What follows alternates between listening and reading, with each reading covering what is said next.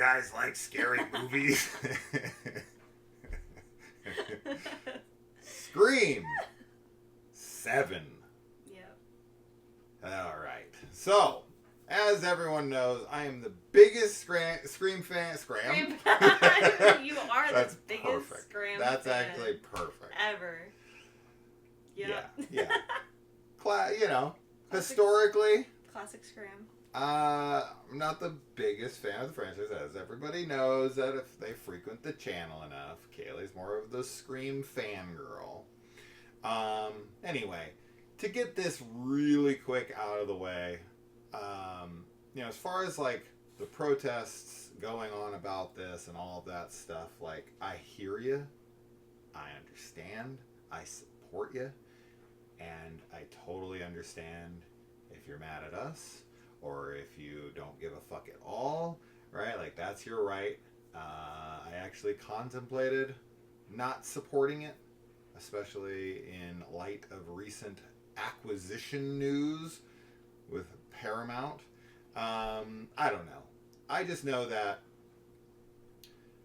this franchise has been going a long time, 30 fucking years, and we have this channel, and there was pretty much no way we weren't gonna see this and review it. But yeah, I get it. So yeah, you're allowed to feel however you're allowed to. You don't need my permission. I'm just saying, I get it. Any thoughts on that? No, I think you said it well. Okay. So yeah, no Melissa Barrera. Yeah. No Jenna Ortega for obvious reasons. That sucks. Some people are happy about that. Some people are stoked that they're getting back to Sydney. That's what they want, right? I'm definitely not one of those people. I would much rather get back to Sam. Yes. But whatever. We're here. This is what we're doing. Kevin Williamson returns here to direct. I don't think he's directed any of these, right? He just wrote the first one and then maybe as far as I know, the second. I don't remember. He's not directed any of these. I'm positive on that.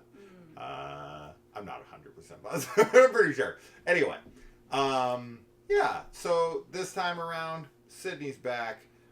The killer's after her and her daughter, and yeah, it's a Scream movie. There's not really like a plot that's going to be like wildly different or anything. Okay, so I was actually pretty into this movie up until a certain point where other characters come in, and that's when it kind of like morphed into the classic kind of Scream film for the most part. Before that, it felt very stripped down and kind of felt different a bit, and they definitely felt like they were trying to change things up. And then that happened, and then it just kind of turned into a bit of a classic Scream, which I'm not the biggest fan of, but I'm also not like, I don't hate them, right? So it was kind of like, okay, this is fun. This is like classic Scream from here on. It deals with a car coming in. But yeah, from there, it's just kind of like, yeah, for the most part, I was just like, okay, we're on autopilot now for Scream. But everything up until that point, I was like, oh, wow, this actually feels fairly different for me, and I like that. I think it has a really good opening, even though it's completely fucking spoiled in every way in the trailer, which sucks, but it is what it is. And overall, I enjoyed it. I think there's some good kills. Yeah, I don't know if I just had kind of like a bad taste in my mouth about everything with this film in general, because, like you already said, we both were kind of like, but I actually didn't like this one as much as it sounds like you did.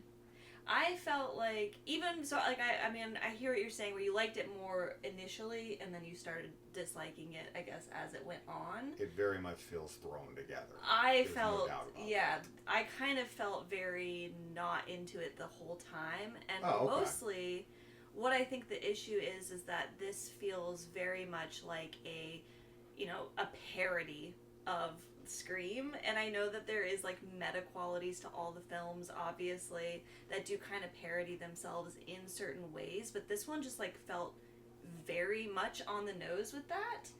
And it's not that I dislike the meta-ness of it all. I do like the meta qualities of Scream films, but with this one in particular, it felt very cheesy and very like. I mean, yeah, you said thrown together. I think that definitely applies as well. And yeah, just everything felt like a stab movie. Like it felt like a movie, which maybe is brilliant. Maybe somebody out there will be like, "Yes, I love that it feels like this." But at least for me, it felt very like half-hearted, maybe. Yeah. You know, like it just didn't have the same kind of kick, especially that the last. Like arc of story has had with Samantha and everything, at least for me personally. I think you're right, like the opening is pretty good, but it definitely is just completely revealed in like the trailer and promotional material, so there's not really like anything unexpected that happens with that. As far as the kills go, for me, they were fine. I wasn't really super impressed with any of them. I don't know. I mean, there was one definitely that I think is pretty memorable. Yeah. That one was pretty cool, but the rest I just kind of was like, okay, that's fine. I don't know. Yeah. And yeah, like, yeah. I think there's a couple kills that are quite good, just because of like the set pieces of them. Not so much the gore and the brutality of it, like as far as the visceral, like on-screen gore of it or anything, but I do like the set piece design of certain kills, and I don't know. I think there's a few kills that are pretty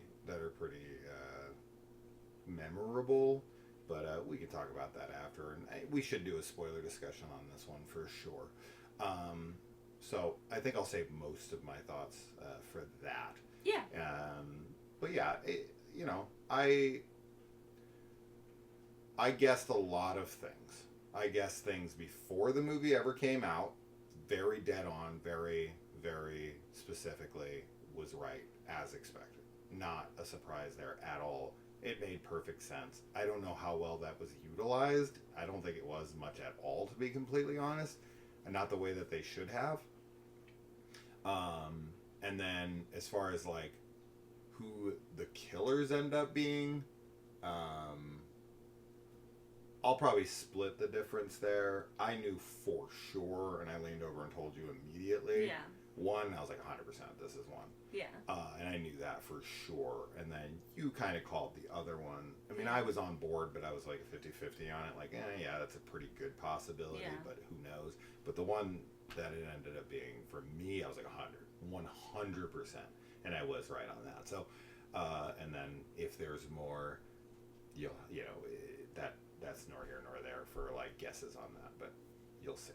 Anyway, yeah, I guess maybe I'm a little higher on it than you. It's Scream. It's not something I love, so like I guess I go into it with lower expectations, and this is more of just like a very classic traditional slasher that throws in some Scream stuff. But the Scream stuff, as you said, I do, because we got to think about this. Like, Melissa Barrera and Jenna Ortega were a big part of this. Yeah. And you had Christopher Landon had come on, and I would have loved to have seen what that was. That's what they were gearing up towards. Yeah. And, Skydance made their decision, and Paramount backed them, and it is what it is. That's lame as fuck, but whatever.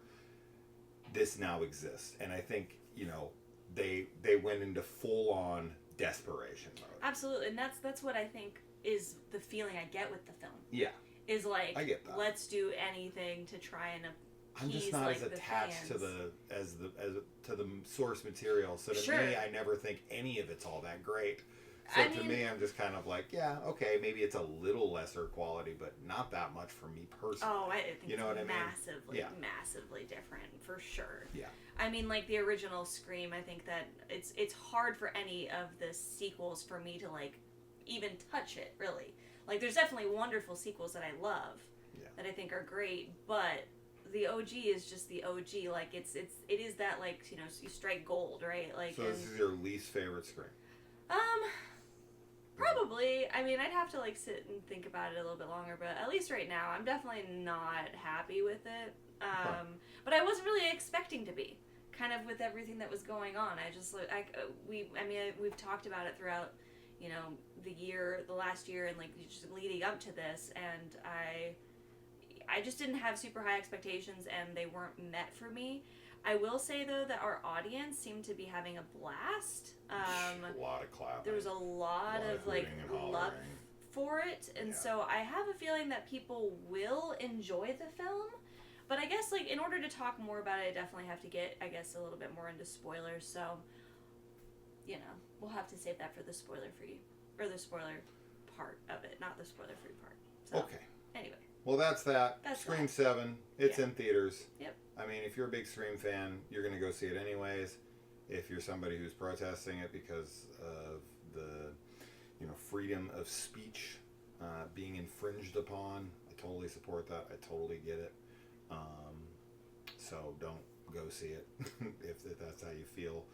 And if you're on the fence, I don't know. I don't think we're doing anything to like win you over and be like, well, you're missing out. It's amazing. It's not amazing. I would say if you're on the fence, just wait on it until it's out of theaters. Yeah. Unless you have AMC A-list like us, and then it's like, I guess why not? But I've seen all 7 Screams in theaters. I'm gonna probably see every one of them from here. Yeah. So I'm all in at this point. Obviously, I've seen all 3 seasons of the friggin' Scream TV show. Like I'm not the Scream fanboy, but I've watched it. Yeah. Right. So you say, not the Scream fan. Secretly, he is. This movie really, really tries to go so heavy after this like fanboy nostalgia. 100%. Like hard. 100%. Yeah. Which is that's desperation mode. That's like, let's just give them everything they want. Yeah. And it's like, pretty much exactly what we were like talking about. We were like, yeah, they're gonna probably just try and be. It's the rise of Skywalker of the Scream franchise. Yeah. For sure. Yeah. Anyway, all right, guys, that's that. Bye. Adios.